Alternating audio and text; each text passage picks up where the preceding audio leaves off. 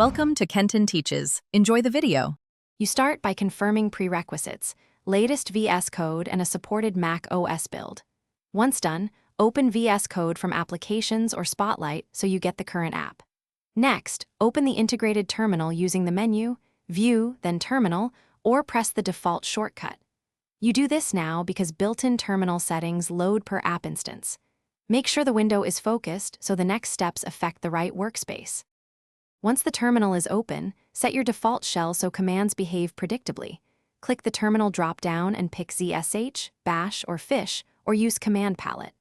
Then, adjust or confirm the keyboard shortcut under Preferences Keyboard Shortcuts so you can reopen quickly. You should also verify environment variables by running echo $shell and echo $path. This confirms your shell profile loads.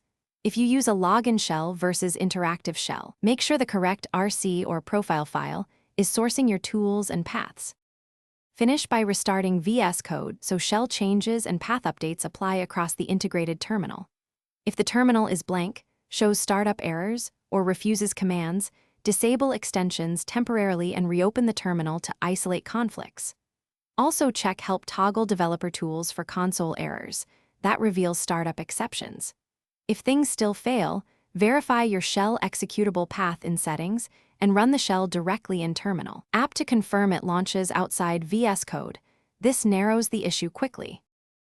Thanks for watching. Please subscribe if this video was helpful.